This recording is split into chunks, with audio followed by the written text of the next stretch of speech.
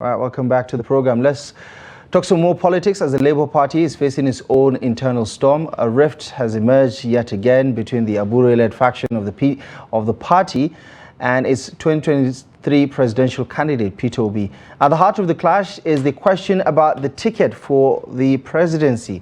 While Abure's camp insists there is no automatic candidacy, Obi has declared that, of course, he is still going to run under the banner of the Labour Party, as he remains committed to the development of the party. Now, these, of course, are some of the battles that have shaped the conversation of the Labour Party going into the 2027 election. Joining us right now on the program to help dimension some of the issues is Comrade Umar Farouk, is of course the National Secretary of the party under the Abure leadership. Comrade, good to see you again. As always, a pleasure. Thank you so much for stopping by. It's my pleasure.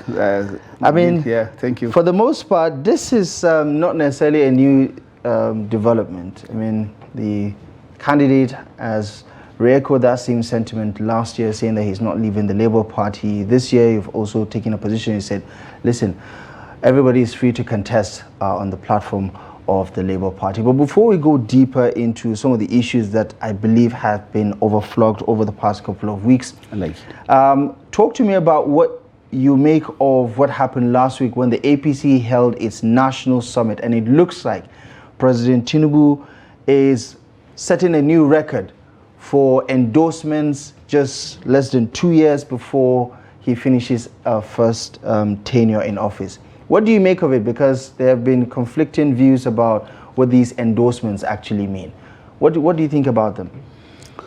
Well, I would say it is politics in action, and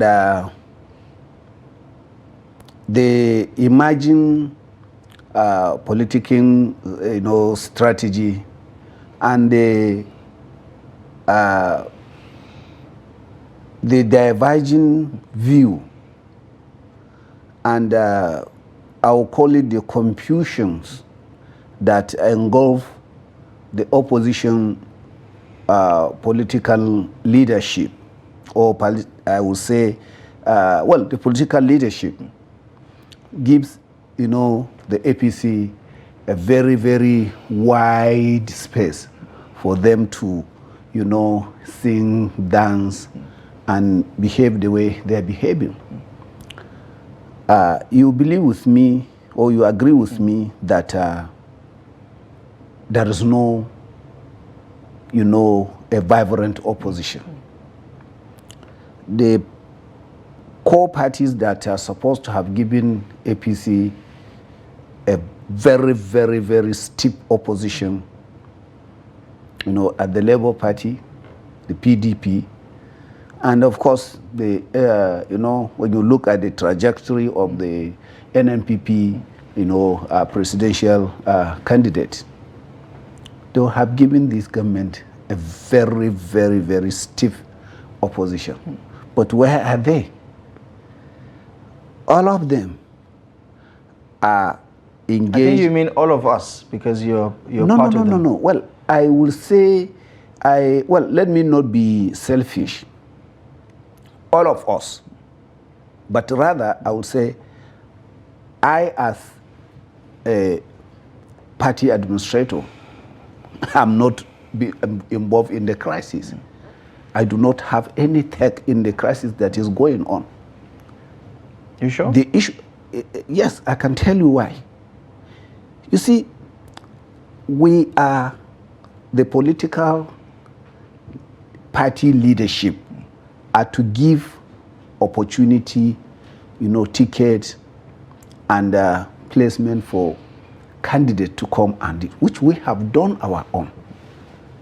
Prior to 2023, between 2022 to 2023, we have given our ticket to the best of candidates that we think are going to win the election and are going to represent their, constituents, very credibly well. We have done that.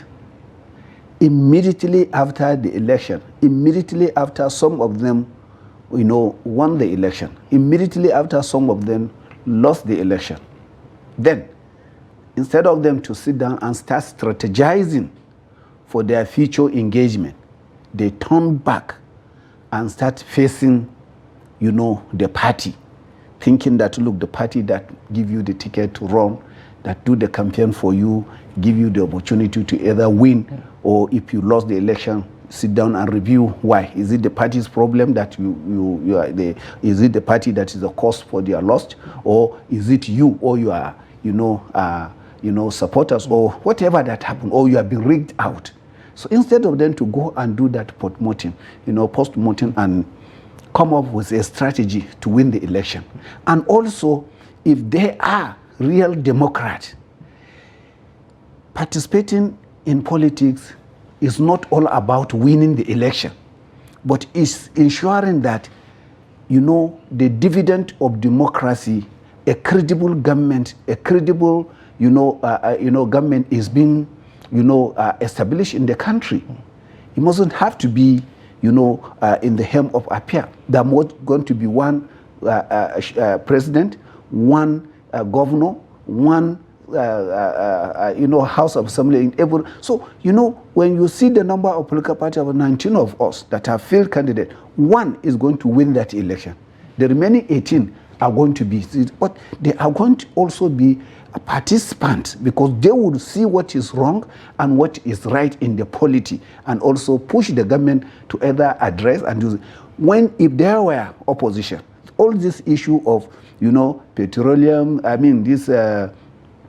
removal of subsidy, there's so many policy of the government, right. The opposition political parties who had been in the government, Atiku had been in the government for over, at least as a vice president for 8 years, and he has been a businessman. Obi is very, has been in the government. He was a governor for 8 years. He's a businessman. So, there's no policy that will come up that's going to be new to them. Right. But of course, they lost. Yeah. You listen to what the president said during their summit, and he says, while Nigerians are complaining, or at least some people are complaining about or worried about one-party system, he says, one-party dominance is largely because there's one party that is delivering the dividends of democracy. There's one party, inferring from what he said, that is serious about governance, and that is the APC. Do you think that that is a fair reflection, looking at how confused or chaotic the opposition parties are right now? Look, I can say there is no confusion in the opposition party. There is a confusion and chaos among the candidates from the opposition parties. They are the ones that are confused. And seeing that, Bolame Tinubu, he's a party man. It's not Ganduje that was making that statement to say it. So the statement is coming from a candidate that have defeated other candidates. And he has seen you people have not put your house in order. Do you understand? In Labour Party, our presidential candidate is neither here nor there. He couldn't give the leadership that is being desired, that is being, expected of a leader. Someone asked him, pardon the interruption, just to build on that particular point. Someone, I don't know if you watched the video online, is one of the viral videos lately of your candidate in an interaction with some young Nigerians. And he was asked, how can he lead this country if he cannot, address the problems within the Labour Party? And he referenced something in the past.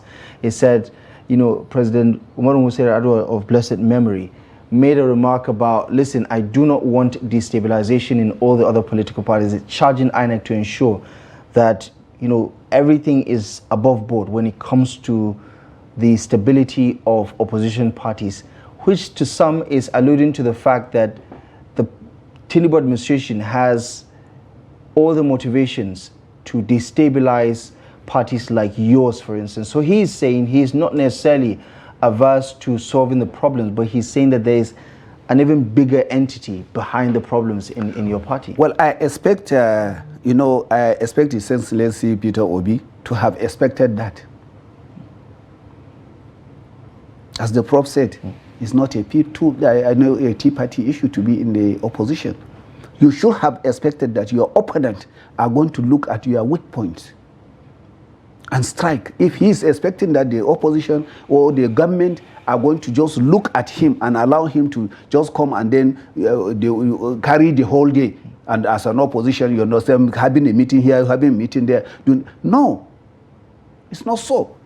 And let me tell you, the people will believe or not, but I'm telling you, the opposition political party or the PDP, the APC as the ruling party, had no hand in the crisis in Labour Party. How are you so 100% sure? Because I am the national secretary of the party. There is nowhere anybody can come. Is there a chance that you don't know how the attack is coming, and that's why you're saying the attack is coming from within? The people who are attacking us are within us. I did not see anybody coming from outside attacking us. We didn't see. Do you understand? And after all, you see that we are the ones that are being harassed and who are harassing us. So what do we do? There are some people in the comment section listening to this conversation that think that you are the aggressors. But of course, over time, you've said that you're not the antagonist in this story. But obviously, everybody writes themselves as the hero of their story. Ahmed, I'm not saying I'm a hero. I'm here to be judged by today, tomorrow, and posterity. I'm not sitting down here talking as someone who is not going to be accountable for my action. I want history to vindicate me. I would sit down here with you. Severally, we have been sitting down here. I have become a customer here that will come. I have never lied. If I have, listen, will you backtrack? I backtrack to say what? First, you said Peter Obi and Alex Oti get automatic tickets. Excuse me. Then I told you the reason. When you fail out. But no, there is nothing like failing out. You see, we gave you a ticket and you rejected us. At what point did they reject it? When they went to Umar here and held a meeting and say Abure and his NWC and the entire state and local government ESCO are no more. They have sacked them. So how can you go? Well, we had a substantive... So you decided to do tit for tat. Listen. Bala Ahmed, let us be very, very sincere to ourselves. Sometimes when I'm talking to people, I try to withdraw myself from talking to the interviewer. You understand? I'm talking to the people who are listening to us. I can't just come and say, look, we have given... Now he is coming, scrambling to get a ticket. Something that you have. Something that the president is looking for. Is it not the same thing they are doing for this president? And now when we did that, the same thing to you, you say the people that have even gone and to extent of giving you, even if it was not illegit, do you understand? But the convention... Were you trying to bribe him by giving him automatic ticket? Call it anything. Doesn't he have supposed to have been given to be, at least for him to have been who he is in the Labour Party? If we respect him and give him that kind of respect, that look, we are reserving this ticket for you.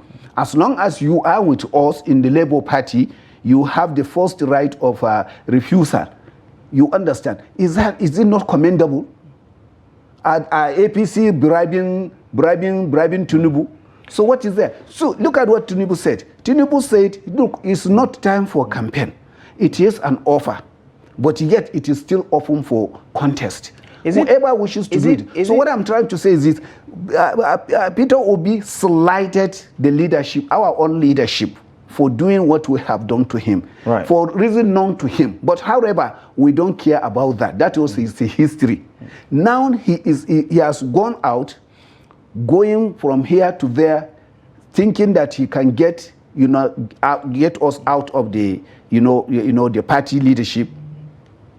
We didn't do anything. We didn't say anything. We didn't fight him back. But at the same time, who knows where is he?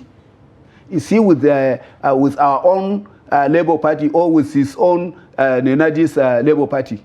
So I think we both know the answer to that. Let us not deceive ourselves. You understand? But on the issue let us not deceive ourselves. Let us not stop deceiving ourselves. Going around, let us be an elder statesman. You understand? But on the issue, comrade, of the ticket, was it yours to give away? Was it the party leadership's ticket to give to anybody they see fit? I mean, don't you have internal processes at which you arrive at candidates by, you know, by holding a convention, by doing primaries and things like, isn't that the normal process? Was that ticket yours to give? The ticket is the party's. Yeah, the parties, but not the leadership, but not the National Working Committee. No, but the National Working Committee are the people to sit down and organize the convention. Yeah, but there was no convention when you said automatic ticket for Peter Excuse me, it was in the convention that we have done that. The convention sat down and you merely adopted them as your and then they rejected it. And since they rejected it, we take our thing. And maybe then because it was undemocratic? What is undemocratic? Adopting them as candidates Leave it, whether 1 year into... Ahmad, whether we do, let us not overflow that one now. Obi has come out. He is now seeking to contest election in Labour Party. Which Does that make you happy? How will I be happy? Someone that have rejected me. I will be happy if he come and say, I have now realized that what we have done was wrong, and we have agreed to work with the leadership of Abure leadership. That will have made me happy. So the only way you can welcome Mr. Peter Obi is if he accepts Barrister Julius Abure as his national chairman. Absolutely. Otherwise, why should I work with him? He's working alone. So it's safe to say that for you, for Barrister Julius Abure and everybody on that side of the faction, it's all about self-preservation. There is nothing like self-preservation. It's preserving the integrity, you're not talking about Labour Party, you're talking about yourself. I'm talking about Labour Party. I'm a leader of the Labour Party. Right. So if you didn't recognize me as a leader of the Labour Party, then who are you to me? Any member of the Labour Party subscribe and assure. It does sound self-serving to me. Well, because you're taking it personal. Call it anything. Anytime we sit down, we talk here, we say personal. Is there anything that is not personal? Tell me. Obi is seeking for, is it not personal? Is it not his personal ambition? He said it's for Nigeria. When he said that, I say I'm doing it for the Labour Party. I've sworn to uphold the constitution provision of the Labour Party. So what is there? Why should I not make things personal? If somebody come and say, I hate you, then shouldn't I make that one personal? Well, I say, I love you, and I'm doing everything for you. And you say that I hate you, I don't want you. And then you are telling me that I'll come and tell you that I don't care about that person. Comrade, surely that's a bit over dramatic. I'm telling you there is nothing like over dramatic. It's being sincere. People are coming here to sit down and spew lie and spew hypocrisy. Do you understand? If I say this, I'm saying it. And I can say it in the front of everybody. Do you understand? You don't like me, go ahead. The people who will like me, they will come. Leadership of the party, we are in the leadership of the party, and the constitution of the party has given us that power. The constitution of the Federal Republic has given us that power. If you want, okay, no problem, come. But when you are coming as a member of the party. Come and follow the democratic, procedure, and then if you get elected, no problem. Umar Farouk, I have 1 vote. During the convention, I have only 1 vote. And if Peter Obi is on the ballot, would you vote for him? I will not vote for him. Really? Why should I vote for him? Does he like my vote? He doesn't. I mean, he looks like your best player, your best bet what you are at saying? winning the presidency. I said I will not vote for him. Okay. If he is on the ballot, I will not vote for Peter Obi. Say it. We are saying it. Not just in the primaries, even in the general election. What are you talking about? Right, okay. Point made. It's clear there's no love lost between the two camps. But talk to me about what's happening outside of the Labour Party. Outside of the Labour Party. Ahmad, to be frank and sincere with you, let us not be, hypocritical about this matter. Anybody can come out, going from one pillar to pole, to say he is good, or he is bad, or he is this. Do you understand?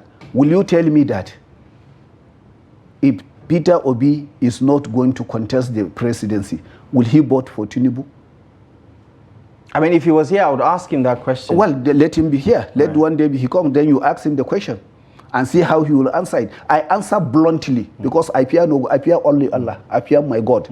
Okay. I said my mind. Because he had done to someone who say he doesn't like me. So then why should I like you and then tell you that I will vote you? For some people, it's not an emotional conversation, but I can understand that you have your personal preference. No, you brought it in. You understand? You overplug it. I've wanted to I only asked the question. No, but finally, because we have to go in less than a minute. We have to go in less than a minute. No problem. If we go now, I made my point. Okay. And I make it a breaking news. If you can, in 20 seconds, the League of Northern Democrats recently came together, talked about the coalition. They're likely going to adopt either the SDP or the ADC or even form a political party, a new political party altogether.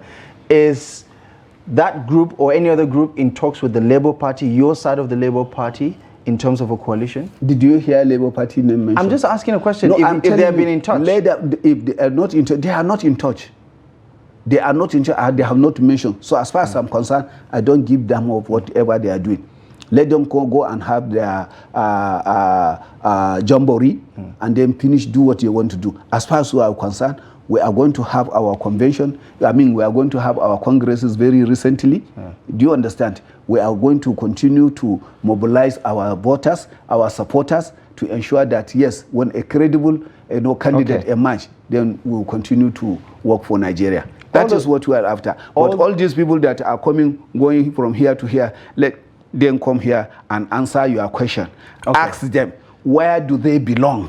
Okay. Which interests are they protecting? Okay. So let them be sincere. And if they didn't, tell me when you are going to have the interview and give me the opportunity to call. Okay. We ask them questions. And Nigerians are watching them. They don't know that they don't know that Nigerians are watching them. Okay. At this age, we'll cross that bridge. Know what we are doing. They'll be coming around, going, deceiving themselves, and they think they are deceiving voters. They are not deceiving everybody. They are deceiving themselves. We have to go. We're completely out of time. Thank you so much. Thank you so much for your time, Comrade. My pleasure. A spirited conversation. Thank you for having me on the program. Thank you for having me. All right, and that is our show for you tonight. Thank you most kindly for joining us. Daily Politics returns tomorrow, live and exclusive on Trust TV. Until next time, I'm Abdullahi Ahmed. Good evening.